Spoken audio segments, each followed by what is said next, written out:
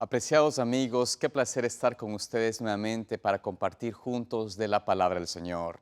Quiero desearles un bendecido día de sábado y esperamos que la bendición de Dios no solamente sea hoy, sino que se mantenga en sus vidas durante toda esta semana. Vamos a compartir hoy un hermoso estudio de la palabra de Dios y volviendo al libro de Apocalipsis, vamos a continuar con el segundo mensaje de Cristo, el testigo fiel, a la iglesia de Esmirna y vamos a analizar cómo esa experiencia, cómo ese mensaje nos va a ayudar a nosotros a comprender cómo el Señor desea que nosotros sobrellevemos nuestras tribulaciones. Y por eso vamos, antes de abrir la palabra de Dios, a pedirles que me acompañen para hacer una oración, para abrir esa santa palabra y que el Espíritu Santo sea que nos guíe y que sea Él el que nos enseñe. Oremos. Amante Padre Celestial, oh Señor, en esta hora te agradecemos tanto por estar con nosotros, porque tú nos llamas a tu palabra, a tu verdad, y a través de ella nos enseñas y nos das la esperanza, la seguridad de que tú estás con nosotros. Pido, Señor, que puedas usarme, que pueda ser tu instrumento y que el mensaje pueda llegar al corazón de cada persona y los lleve más cerca de ti. Pedimos todo esto en el nombre de Jesús. Amén.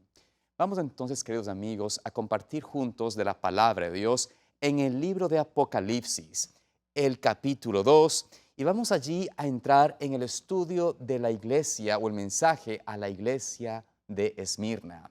Este es el mensaje que Cristo, el testigo fiel, tiene a una iglesia que, por supuesto, en la parte histórica de la iglesia, fue una iglesia que reflejó una experiencia dura, difícil, una experiencia de tribulación.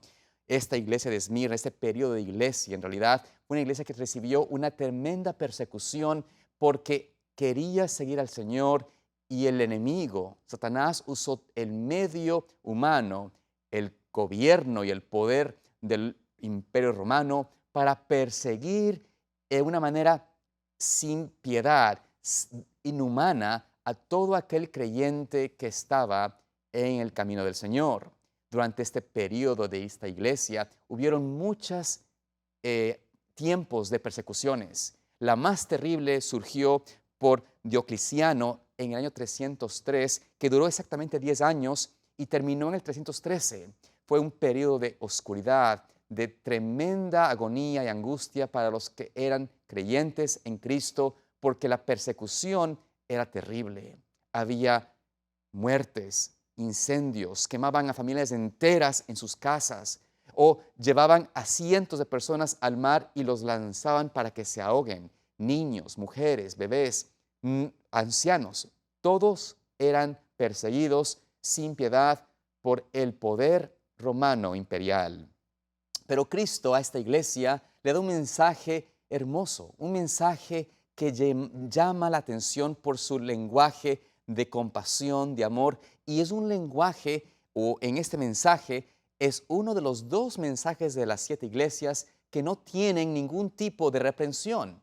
Es un mensaje de esperanza, de aliento, y en cierto sentido es importante recordar que también este mensaje no es solamente para el periodo de tiempo de la iglesia, en el tiempo de persecución, sino también es un mensaje aplicable para la iglesia de Dios en el tiempo del fin. Porque recordemos, lo que hemos visto a lo largo de estos mensajes, de esta experiencia, es de que el Señor dejó estos 7 mensajes para que su esencia y su experiencia pueda ser recordada y también vivida por la séptima iglesia, la iglesia de la Odisea o la iglesia adventista del séptimo día, el pueblo de Dios remanente del tiempo del fin. Y por esta razón vamos a ver esta instrucción de Dios a la iglesia de Esmirna, que es una experiencia que también se aplica a nosotros, y vamos a escuchar de la palabra de Dios qué quiere decir esto hacia nosotros. Abramos allí entonces en Apocalipsis 2, versículos 8 y 9. Leamos allí las primeras dos partes, los primeros 2 versículos de este mensaje, y veamos qué Cristo dice aquí como el testigo fiel. Dice allí la palabra de Dios: y escribe al ángel de la iglesia en Esmirna, el primero y el postrero, el que estuvo muerto y vivió, dice esto: yo conozco tus obras y tu tribulación y tu pobreza, pero tú eres rico. Y la blasfemia de los que se dicen ser judíos y no lo son, sino sinagoga de Satanás. Vemos aquí cómo el Señor Jesús se presenta a esta iglesia de Esmirna, como alguien que conoció lo que significa la tribulación, la persecución, la misma muerte. Él se presenta como el testigo fiel que fue muerto, que murió, pero también, dice aquí la palabra, vive. Es decir, ya no está muerto, Él vive. Y Cristo, como el que venció la muerte, como el que tuvo la victoria sobre la muerte, nos afirma y nos dice que Él puede darnos un mensaje porque su experiencia de victoria lo testifica y lo afirma como aquel que puede dar la verdadera esperanza. Él se introduce con la certeza de que la muerte no tiene victoria al que está en Cristo. Y qué hermoso pensamiento pensar de que el Señor afirma de que Él conoció la muerte por ti y por mí y que Él ahora vive. Pero también Cristo nos dice allí, ¿no es cierto?, en el versículo 2, de que yo conozco tus obras y tu tribulación y tu pobreza. Noten aquí que Él dice aquí, yo conozco tus obras, conozco lo que has pasado, conozco tu sufrimiento, conozco lo que estás haciendo y tu obra por mi causa, la obra que has hecho por mí, no es en vano. Conozco. Y a pesar de que estés quizás pasando tribulación, pasando dificultad, persecución, dice aquí el Señor Jesús, pero no eres pobre. Aunque pareces que estás en pobreza, aunque parezca que estás en tribulación y no hay quien te ayude, ante Cristo Él declara, pero tú eres rico. Esta es la realidad de aquel pueblo de Dios, de aquella iglesia, de aquellos que realmente no buscan tener riquezas en esa tierra, no buscan imitar las acciones del mundo, no buscan seguir los caminos de perdición, no buscan ser ese pueblo que tiene un interés, esas personas que tienen un interés en realmente mantener un status quo en la vida o que quieren alcanzar la corona temporal, la fama, el conocimiento, la veneración de los hombres. Aquí vemos que Cristo declara que aquel que es en realidad pobre en esa tierra, pobre porque no se considera nada, pobre porque no está tratando de tener ningún tipo de alcanzar algún tipo de logro humano, pobre porque no está buscando hacer sus propias obras, no está buscando el afán de esta vida, buscando tener las ganancias temporales, porque su afán es hacer la obra de Cristo y por ende es pobre en este mundo, en lo que el mundo considera riqueza, pero para Cristo este es realmente rico, es realmente el que recibe mayor galardón del Señor y para Cristo esta riqueza es lo más importante o lo que Él más desea que nosotros también veamos con deseo, porque estamos realmente llegando a tener o a recibir del Señor lo que Él considera como verdadera riqueza. Un corazón y un espíritu triste, humillado, dice el Señor, no desprecia. Ese es el corazón de aquel que es pobre en su propia esfera, que se considera que no es digno delante del Señor, pero ante Cristo, aquel que es humilde, aquel que es contrito, humillado, ese el Señor no lo desprecia, sino que lo exalta, lo eleva, lo honra como digno de su reino. Y vemos aquí entonces por qué Cristo también menciona allí por qué pasaron esas experiencias, por qué esta iglesia, por qué este grupo de personas, ¿no es cierto? ¿Por qué este pueblo está llamado o está pasando tribulación y pobreza? ¿Por qué? En la última parte del versículo nos presenta de que también conocen la blasfemia de los que se dicen ser judíos y no lo son, sino sinagoga de Satanás. Aquí Cristo dice, ellos están pobres, han caído en desamparo de los hombres, rechazo de la sociedad, rechazo de los gobernantes, oposición de los poderes legales, del sistema del mundo, se opone a este grupo, a esta iglesia, y empieza a perseguirla, porque dentro del pueblo profeso de Dios están los que blasfeman porque son sinagoga de Satanás. Blasfeman porque se dicen ser judíos, es decir, se dicen ser del pueblo de Dios, se dicen ser que son parte del pueblo de Cristo, pero en realidad son sinagoga o pueblo o iglesia de Satanás. Y esta iglesia, esta sinagoga de Satanás, está dentro de esta iglesia de Cristo.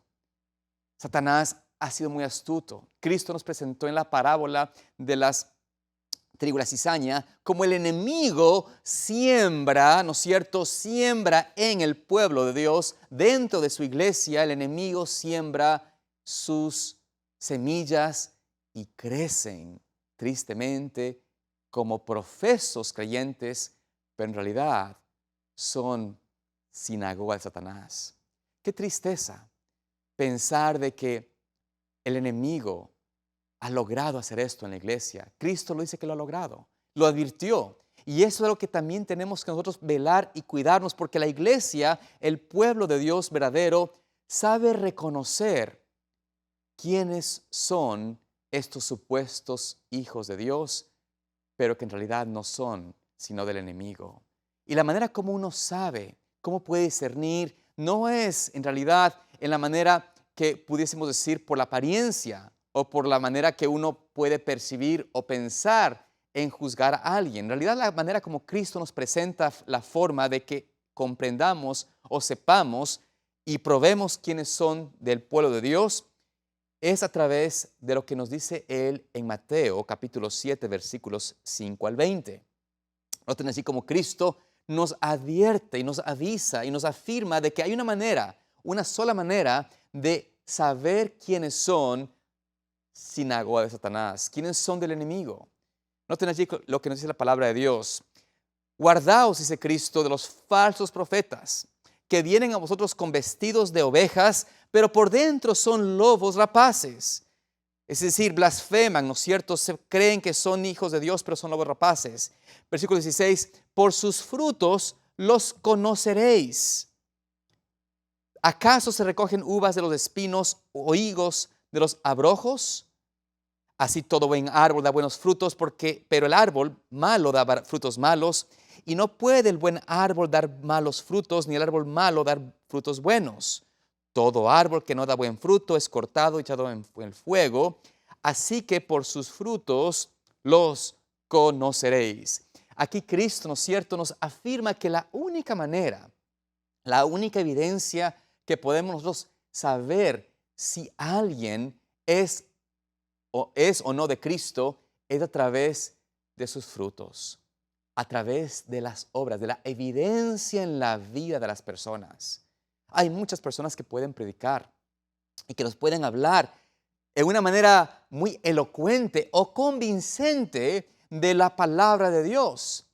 Pero Cristo dice son lobos rapaces porque lo que hacen no es conforme a la palabra. O mejor dicho, sus propias obras, sus trabajos, lo que ellos hacen, lo que ellos tienen como testigos, sus propias vidas y quizás la vida de sus propias familias no refleja esa experiencia.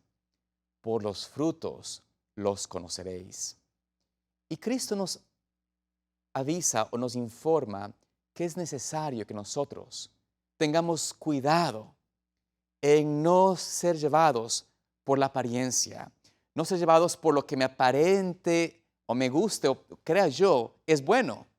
Es muy fácil engañar, es muy fácil que ustedes aquí también a través de la pantalla digan el hermano, el pastor es una persona espiritual, pero realmente ustedes tienen que hacer un seguimiento a la vida de las personas y verificar que si su palabra, su vida testifica realmente lo que esta persona dice. De lo contrario, podemos todos caer en el engaño de ser llevados por ovejas, o mejor dicho, por lobos vestidos de ovejas. Y Dios nos afirma, y afirma esta iglesia que hizo algo muy bueno en no ser llevados por esta blasfemia de la apariencia de jactarse o decir que es hijo de Dios, cuando en realidad está del lado del enemigo. Pero hay personas que piensan, usando este concepto, de que es también nuestra responsabilidad poner en una lista, por decirlo así, en declarar públicamente quiénes son estos individuos. Cristo jamás nos llama a actuar de tal forma. Cristo mismo nos declaró con nombre y apellido en público quiénes eran los que querían matarlo. Cristo no dijo es Caifás y Anás, es tal sacerdote. Cristo no entró en esto porque no es nuestro llamado ni labor declarar con nombre y apellido a aquellos que están perdidos o que están en esa sinagoga de Satanás. Esta obra no es nuestra. Y Cristo nos dice, y hablando de la iglesia de Esmirna, que Él dice, ustedes son pobres. No se pusieron en pelea, no se pusieron a discutir, no se pusieron a tratar de declarar, ¿no es cierto?, estos falsos profetas, sino que en realidad lo que hicieron es actuaron conforme a la palabra de Dios en ver si lo que ellos hacían en realidad era correcto. Buscaron ver los frutos en vez de simplemente ponerse a discutir. Nos dice la sierva del Señor, y quiero compartir con ustedes esto en cuanto a este punto. Dice la sierva del Señor en el libro Testimonios para los Ministros, la página 16, dice allí la palabra inspirada lo siguiente: Satanás tiene una gran confederación, su iglesia. Cristo la llama la sinagoga de Satanás porque sus miembros son los hijos del pecado. Los miembros de la iglesia de Satanás han estado constantemente trabajando para desechar la ley divina y confundir la distinción entre el bien y el mal. Satanás está trabajando con gran poder en los hijos de desobediencia y por medio de ellos para exaltar la traición y la apostasía como verdad y lealtad. Y en este tiempo, el poder de su inspiración satánica está moviendo a los instrumentos vivientes para llevar a efecto la gran rebelión contra Dios que comenzó en el cielo. Noten aquí cómo la sierva del Señor nos advierte y nos avisa de que el enemigo está usando los que están promoviendo no guardar la ley de Dios. Los que están trabajando en llevarnos a la traición y a la apostasía y decir que la apostasía o el apartarse del camino de Dios, de la verdad de Dios y ir en pos de las artimañas del enemigo es en realidad una buena cosa, que nos va a ayudar a la iglesia, ¿no es cierto? Muchas veces la gente dice, si yo tomo esta práctica, esta costumbre del mundo y la empleo en la iglesia, ¿no es cierto? Y la revisto con tintes de cristiandad, va a ser efectiva en retener a los jóvenes. Qué terrible abominación pensar que traer adoración, himnos, alabanzas satánicas al pueblo de Dios y revestirlas con tintes cristianos hacen de ello ya algo correcto. Cristo nos advierte de que esto es algo que Satanás está usando para llevar a cabo ese plan de engañar al pueblo de Dios.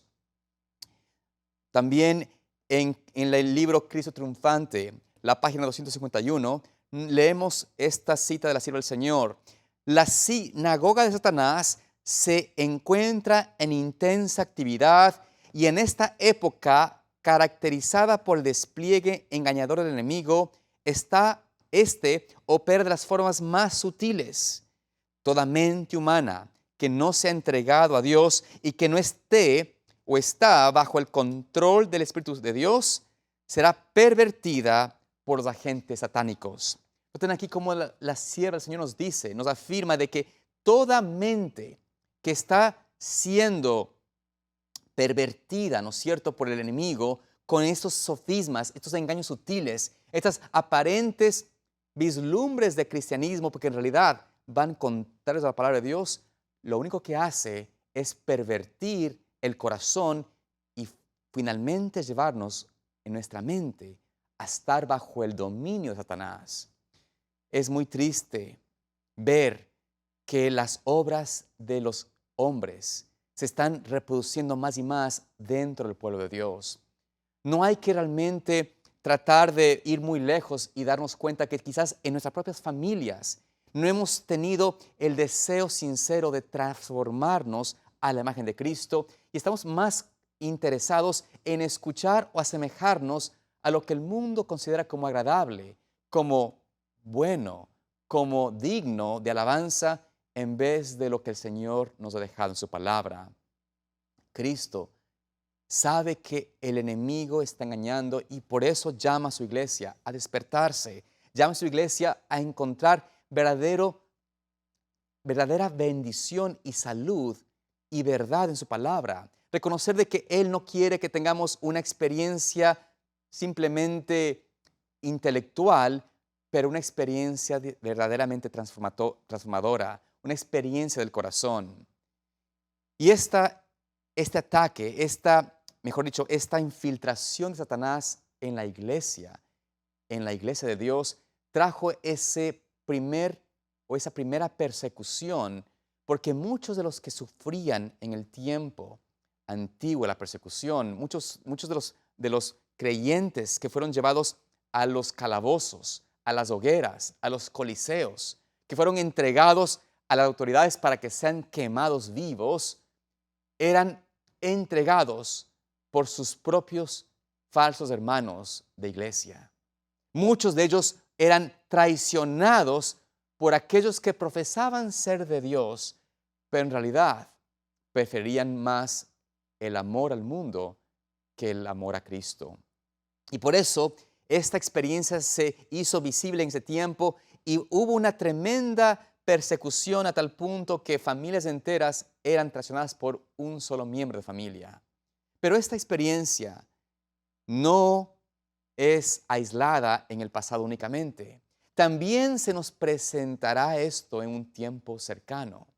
De hecho, volviendo a Apocalipsis 2, versículo 10, noten cómo Cristo, después de declarar cómo esa sinagoga de Satanás está en el pueblo de Dios, noten ustedes cómo dice allí Cristo lo siguiente: no temas en nada lo que vas a padecer. El diablo echará a algunos de vosotros en la cárcel para que seáis probados y tendréis tribulación por 10 días. Sé fiel hasta la muerte y yo te daré la corona de la vida. Veamos aquí cómo el Señor, ¿no es cierto?, nos afirma, nos dice que esta experiencia de la corona de vida es algo dado para los que perseveran en un estado de tribulación, los que pasan por una gran tribulación. Y Cristo comienza diciéndonos, o continúa diciéndonos, mejor dicho, de que no tenemos que temer lo que vamos a padecer. Este primer punto es importante. No temer lo que vamos a padecer. El Señor nos afirma de que si estamos en Cristo, vendrá tribulación, viene persecución, viene diferentes dificultades que son inclusive más duras de lo que nos podemos imaginar. Pero el Señor nos dice que lo primero de nosotros es recordar que Él ha muerto y ha vencido y vive. Y en segunda instancia, que no tenemos que temer por lo que vendrá hacia nosotros. Para poder sobrellevar toda tribulación y aún más la tribulación final, tenemos que empezar a no tener temor de experimentar tribulación. Hay personas que piensan y dicen, yo no puedo imaginarme pasando una prueba tan dura. No puedo imaginarme ser perseguido por mi propia familia. No puedo imaginarme que mi esposo, mi esposa o mis hijos me traicionen. Pero cuando uno dice estas palabras, aunque uno no las quiere, por supuesto, que sucedan, pero cuando uno empieza a pensar en su mente, a tener miedo y temor en lo que pudiese pasar, empieza nuestra fe a tambalear. Empezamos a flaquear en la confianza en la palabra de Dios. Cristo nos dice por eso, no temas. No pienses en la tribulación, en lo que viene adelante, piensa en Cristo, enfócate en mí, ten esa relación conmigo para que podamos tener la certeza de que en Cristo tenemos solución, hay victoria. Notemos cómo también el Señor, ¿no es cierto?, nos dice y nos afirma allí de que habrá o que el enemigo echará, dice allí, a algunos de vosotros a la cárcel y seréis probados y tendréis tribulación por 10 días. Aquí Cristo nos dice de que es menester pasar tribulación. Pero Cristo dijo esto antes a los discípulos. Les dijo en el capítulo 5, y es más, en su primer discurso, en su primer mensaje, al iniciar su predicación y su ministerio público, cuando predicó este hermoso mensaje allí en el monte, noten cómo el Señor en sus primeras declaraciones, versículos 10 al 12 del capítulo 5 de Mateo, dice Cristo lo siguiente: bienaventurados los que padecen persecución por causa de la justicia, porque de ellos es el reino de los cielos. Bienaventurados sois cuando por mi causa os vituperen y os persigan y digan toda clase de mal contra vosotros mintiendo. Gozaos y alegraos, porque vuestro galardón es grande en los cielos, porque así persiguieron a los profetas que fueron antes de vosotros. Cristo desde el principio nos dice, nos afirma, de que aquel que está en sus caminos, aquel que es su hijo, tendrá que pasar tribulación, tendrá que pasar persecución, tendrá que pasar agudas penurias y pruebas. Seremos probados. Y Cristo dice, bienaventurados sois. Hay una bendición en esto. Hay algo que el Señor tiene y es que Él sabe que está permitiendo esto para purificar a sus pueblos, a los suyos, para que sean semejantes a Cristo. Dice, gozaos y alegraos cuando paséis persecución por mi causa, porque grande será la recompensa, el galardón en el cielo. Esto es una enseñanza de Cristo y Cristo nunca cambió en su mensaje. Pero hoy parece que el cristianismo moderno es que uno no sufra en ninguna forma. Yo tenía una frase que hablaba en cierto sentido con hermanos de iglesia, una frase un poco irónica, por decirlo así, y era, pare de sufrir. Porque recuerdo hace muchos años que en Sudamérica se levantó un ministerio creyente cristiano, pseudo cristiano para mi punto de vista, porque era un ministerio engañoso, que hablaba de la prosperidad, de ser un cristiano y que Dios quería que nadie de sus hijos sufran. Y apelaban y decían, pare de sufrir, como que era una invitación, ¿no es cierto? Y era una invitación a unirse a este grupo para no sufrir más, no sufrir dinero, ni falta de sustento, de trabajo, de empleo, etc.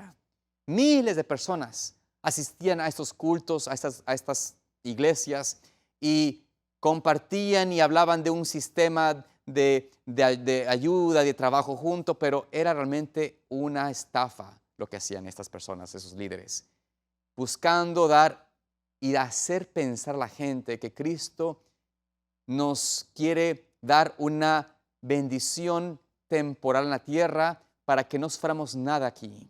Como que pensamos de que el Señor nos ha dado un mensaje de que no hay tribulación, no hay prueba, no hay dificultad para el creyente.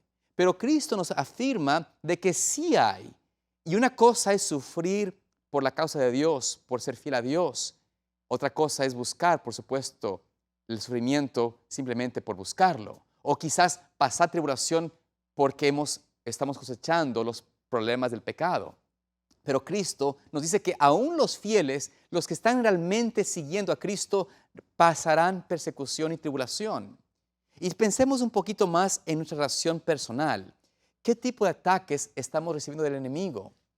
ataques a nuestra vida, a nuestra familia, a nuestra identidad, ataques a nuestra salud. Es muy doloroso reconocer de que estamos viviendo en tiempos donde gente fiel al Señor, que dan evidencias en sus frutos de que son hijos e hijas de Dios, están siendo llevados tempranamente, aún a la misma muerte, a la enfermedad, al dolor. Y aparentemente no vemos razón. No vemos sino simplemente que el Señor permitió que la enfermedad, ya sea del cáncer o de alguna otra dolencia, tome ese cuerpo y una persona recta, digna, y se la lleve al descanso. Y esas cosas que suceden realmente nos afectan. Yo recuerdo, no es sino menos de un año, que una gran persona, una gran amiga de la familia, una hermosa mujer que era fiel al Señor, fiel a su esposo, fiel a la iglesia, que vivía una vida digna, que daba frutos de victoria, que creía en la verdad de la palabra de Dios y practicaba la reforma pro salud, practicaba de una manera recta y buscaba siempre el beneficio de su familia. Ella padeció de una tremenda enfermedad y Dios no impidió que ella fuera al descanso.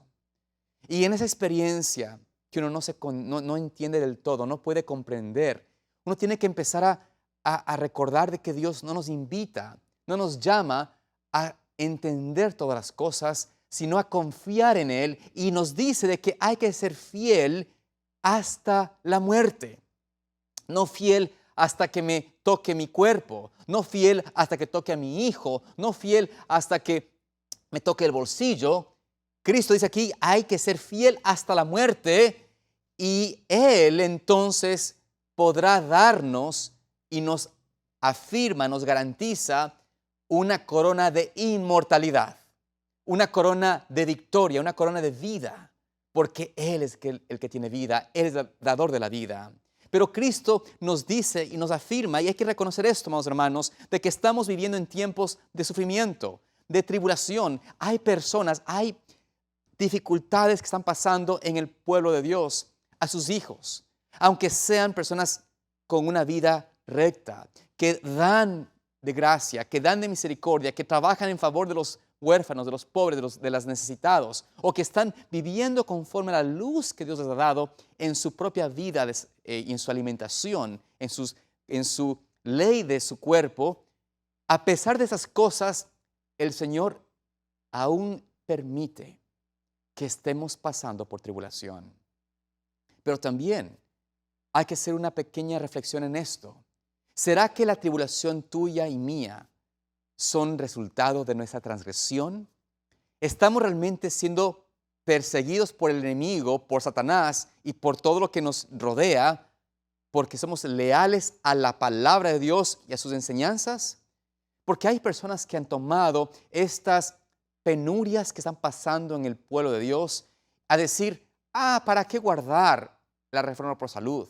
¿Para qué dejar a un lado los alimentos inmundos o la carne?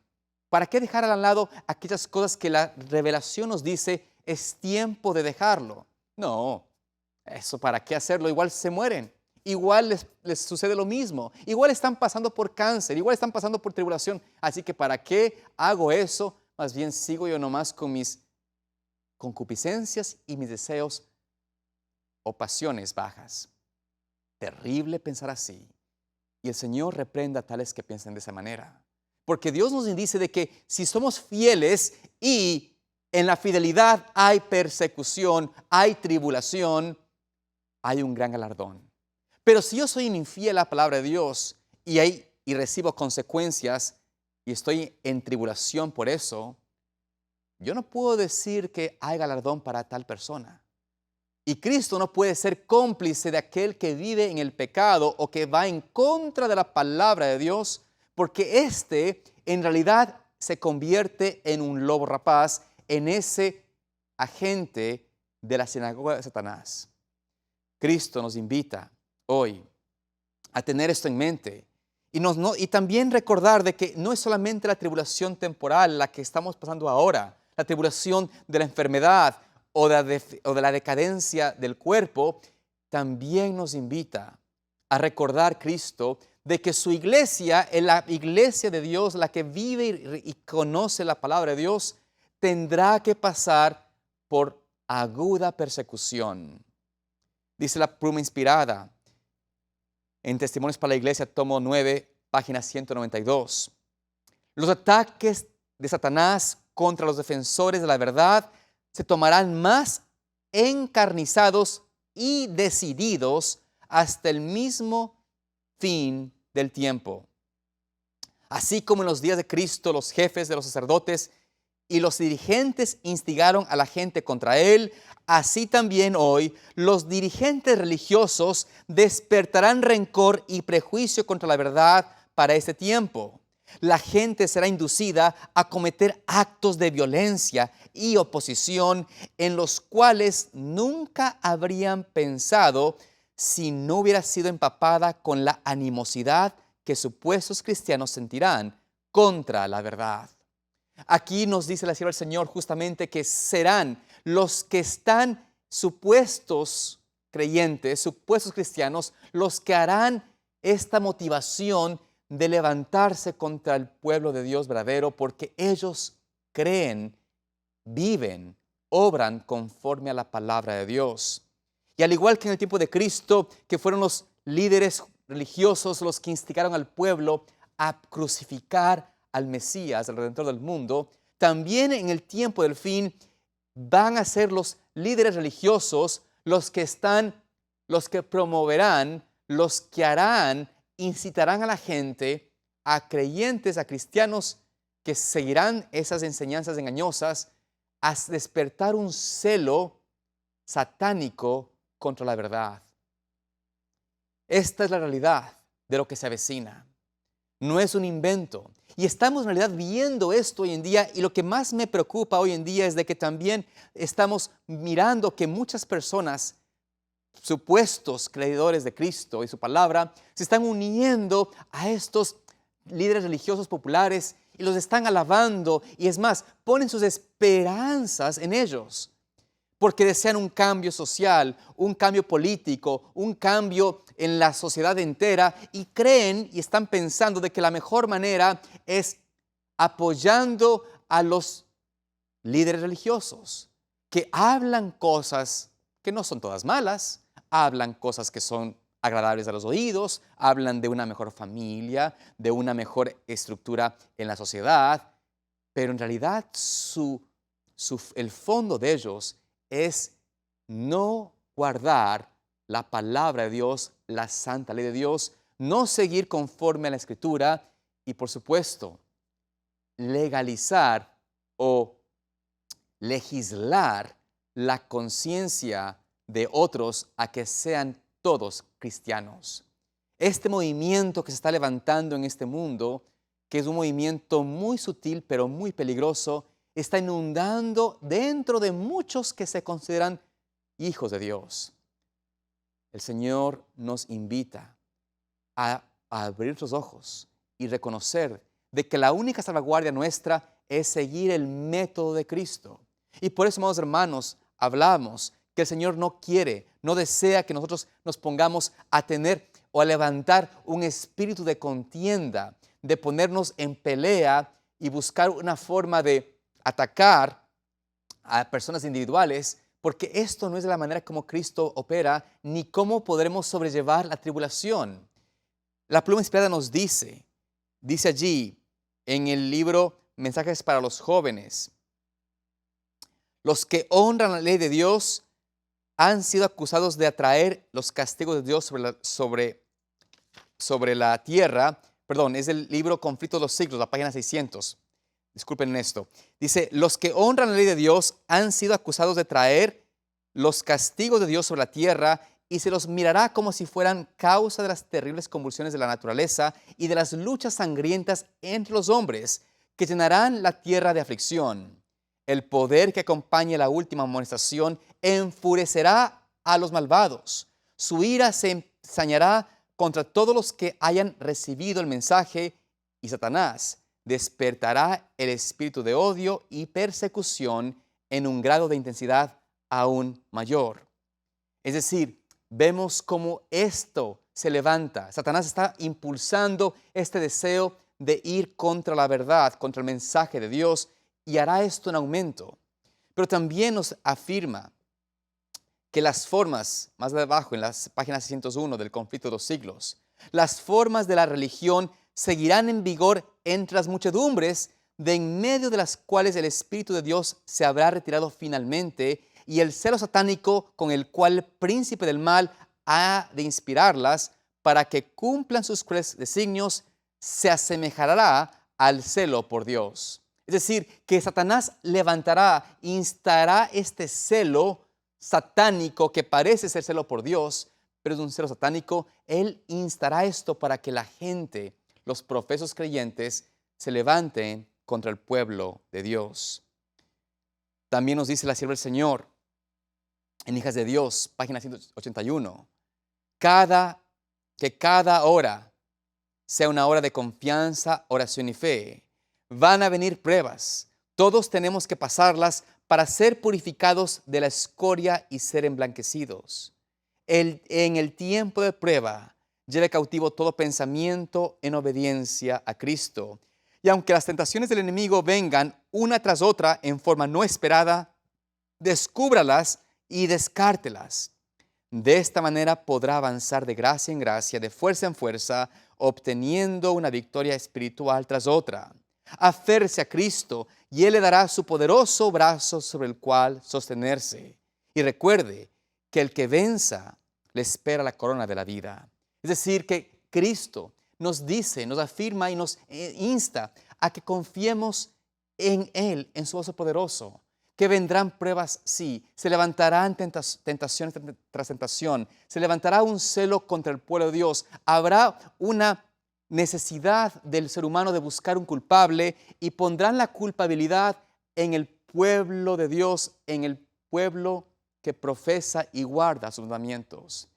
Este pequeño pueblo, el cual usted y yo queremos ser parte, tenemos que estar dispuestos hoy a no pensar en la tribulación que se avecina, en no ponernos a tener miedo de esa experiencia que viene en sí, pero el Señor nos dará de su gracia y su brazo poderoso nos asistirá, y por ende hoy es el tiempo de nosotros empezar a confiar plenamente en Cristo, a realmente a tener no cuestionamientos de quién es Dios o por qué Dios permite tribulación, sino que en realidad empezar a simplemente confiar y deleitarnos en su misericordia y en su gracia, en meditar en Cristo, en orar hacia Él, en unirnos en comunión con Él, nos va a ayudar a nosotros a poder sobrellevar esta tribulación en el momento en que estamos pasando.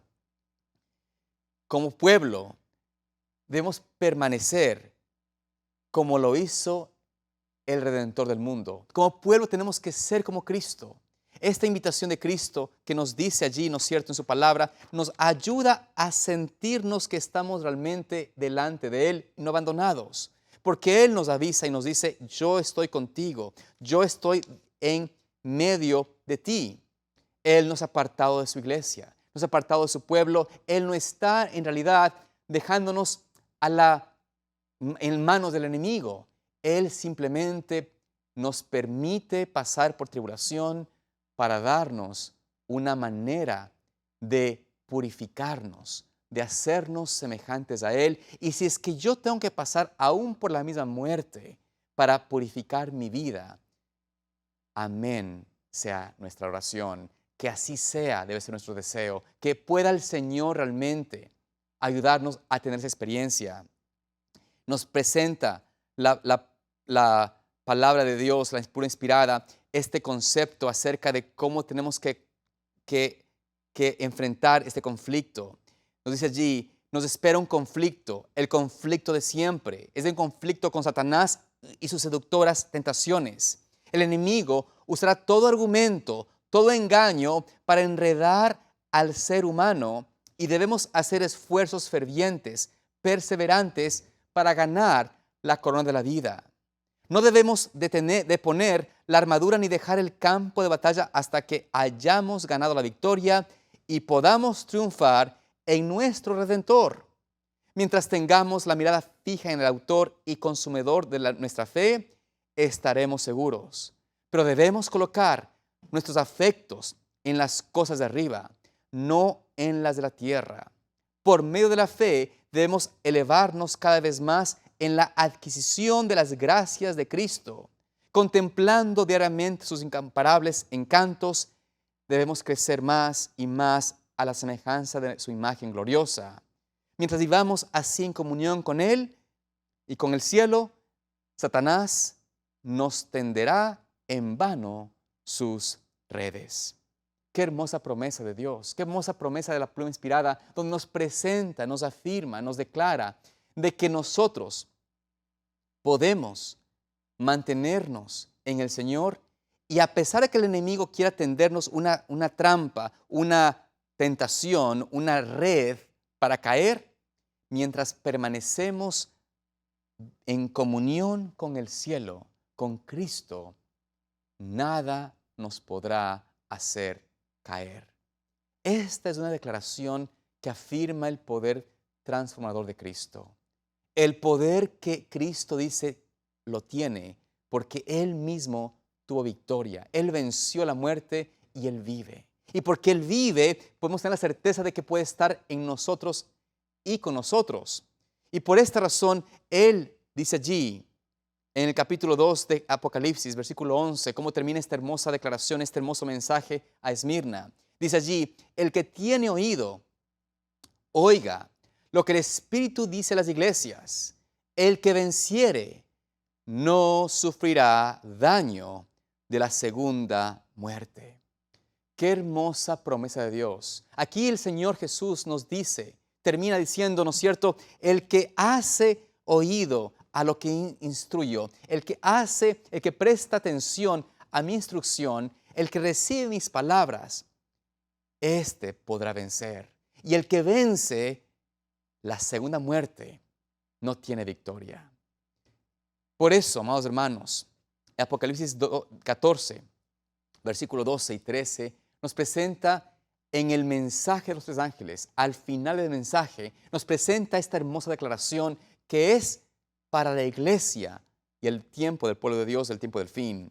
Dice aquí está la paciencia de los santos, los que guardan los mandamientos de Dios y la fe de Jesús. Oí una voz que desde el cielo me decía, escribe, bienaventurados de aquí en adelante los muertos que mueren en el Señor. Sí, dice el Espíritu, descansarán de sus trabajos porque sus obras con ellos siguen.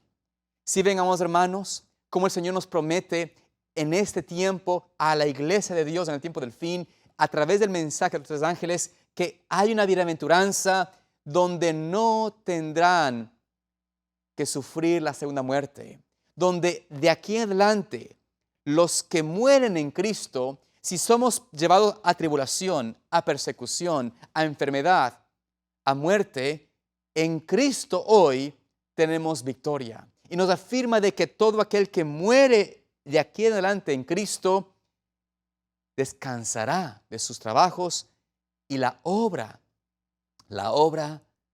con ellos siguen. La obra de vida con ellos permanece. Cristo es el garante, el que nos afirma y declara en mí hay victoria, en mí hay vida.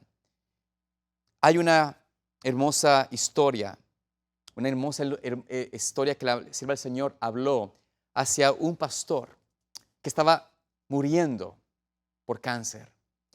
Esto se encuentra en Mensajes Selectos, tomo 2, la página 293, y ella comparte las siguientes palabras con él.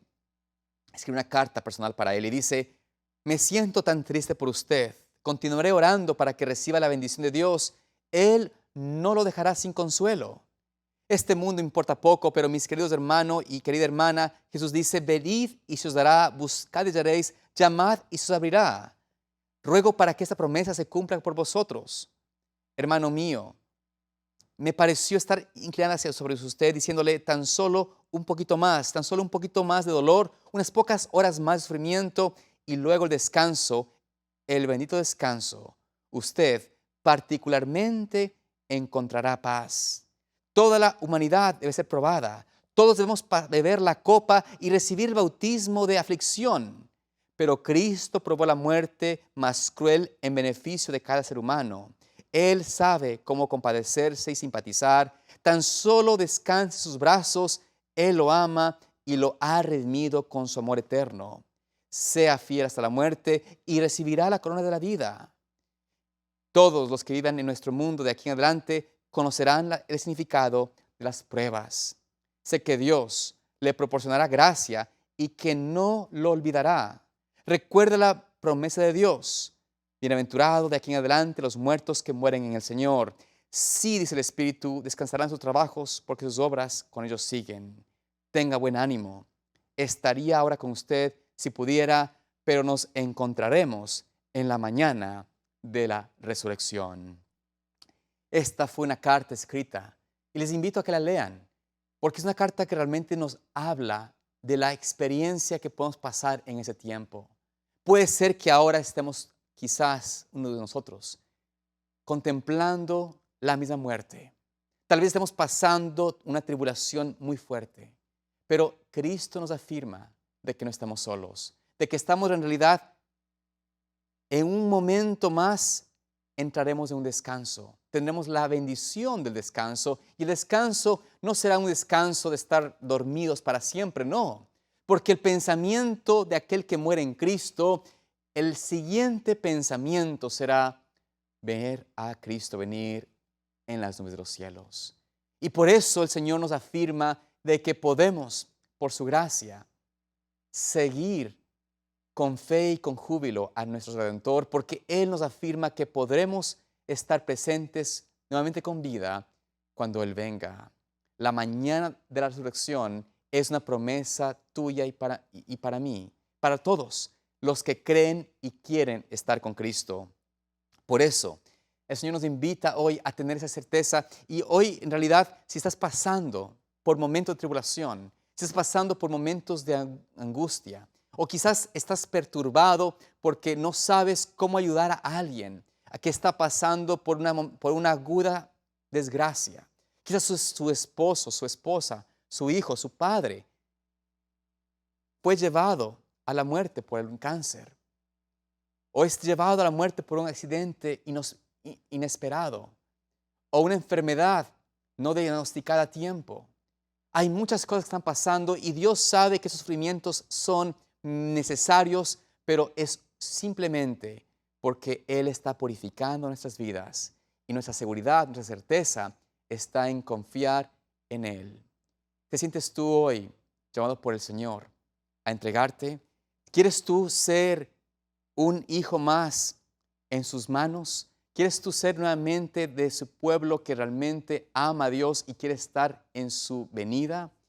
Si es así, yo te invito a que hoy escojas elegir la vida eterna. Escojas elegir al Salvador del universo sobre toda otra cosa. Que pongas en afecto en tu corazón el verdadero Salvador, el verdadero Cristo, y no aquel que el mundo profesa creer o profesa enseñar.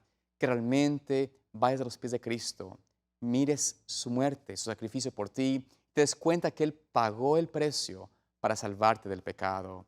Dios desea de todo corazón hoy salvarte, hoy darte de su gracia. ¿Estás tú dispuesto a aceptarla? ¿Qué te impide hoy de venir a Él? ¿Qué te impide hoy de aceptarlo?